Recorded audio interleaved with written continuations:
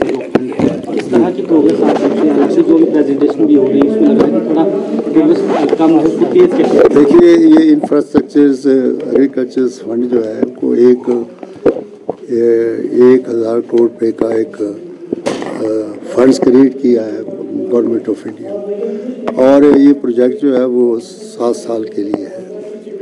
तो वो लगभग 325 करोड़ रुपये जो है वो हिमाचल प्रदेश के लिए भी दिया है।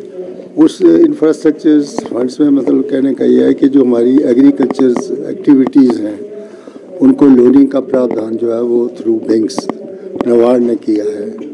उसमें रेट ऑफ इंटरेस्ट जो है वैसे तो 6% है, लेकिन उस 6% में से जो है वो कुछ भारत सरकार देगी और 4% जो है वो हमारे अपने एग्रीकल्चर्स को देना पड़ेगा।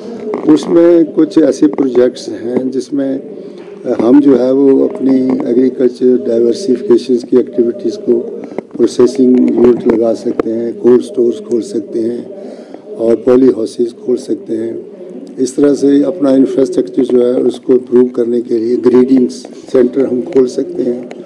इसी तरह से उसमें हाइड्रोपोनिक और वर्टिकल एग्रीकल्चर्स और हाइड्रोपोनिक एग्रीकल्चर उसको इनकरेज कर सकते हैं।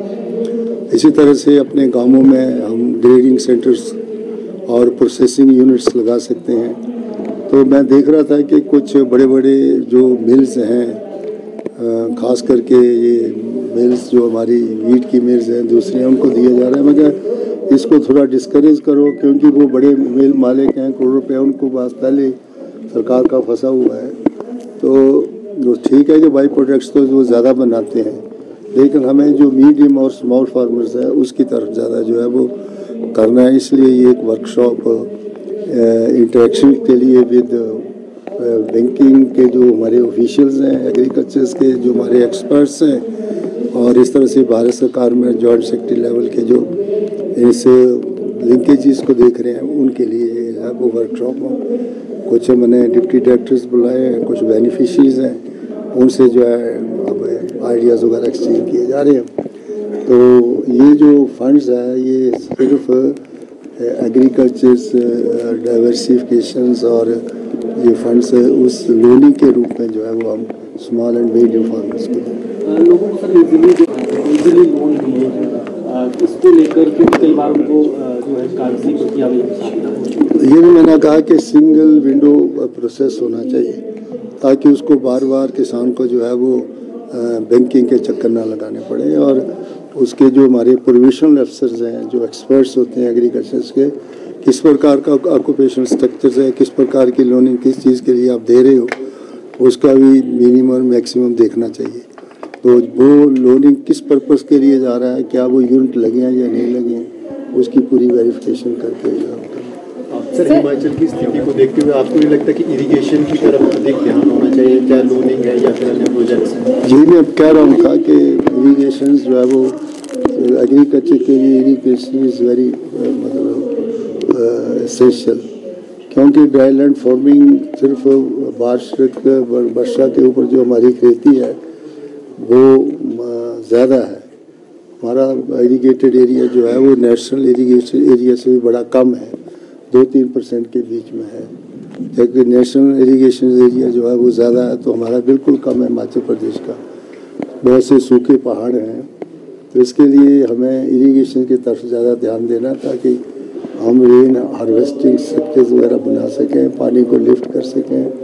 और इस तरह से जिस एरियाज़ में ट्यूबवेल का स्कोप है उसको ट्यूबवेल, जहाँ फ्लो इरीगेशन का स्कोप है उसको करके। तो नबार्ड जो है वो ज़्यादा पैसा इरीगेशन पब्लिक हेल्थ को देता है, लेकिन उसकी लिंकेज जो है एग्रीकल्चर डिपार्टमेंट के साथ आगे नहीं है। इसलिए हमारी कोशिश है कि जो प्रोजेक्ट हम फार्मूलेट करें उसमें डिस्ट्रीब्यूशन भी हो, और चाहे वो ट्यूबवेल्स हो, चाहे फ्लो इरीगेशन स्कीम हो, जिसका बेनिफिट किसान को मिले। जो 10% केवल हम यूज़ कर पाएँ, पब्लिसिटी की बड़ी कमी इसमें रह गई। ये एक इसीलिए तो ये है कि आपने देखा नहीं कि बेनिफिशरीज को 2021 में सिर्फ 3 बेनिफिशरी हैं, देख तो रहे थे आप स्लाइड्स। इस बार जो है वो थोड़ा बड़े हैं, लेकिन अभी तक हमें इसको ज़्यादा लोगों तक ले जाना। इम्प्लीमेंटेशन में कमी मानते हैं आप अधिकारी लेवल पे या किस तरह ग्राउंड ऐसा है कि ये जो लोनिंग का प्रोसेस है ये थोड़ा कॉम्प्लिकेटेड है। मैंने पहले भी बताया अपने मेन एड्रेस में कि इसको एक तो लोगों में अवेकनिंग नहीं है, प्रोसेस जो है वो थोड़ा कॉम्प्लेक्स है।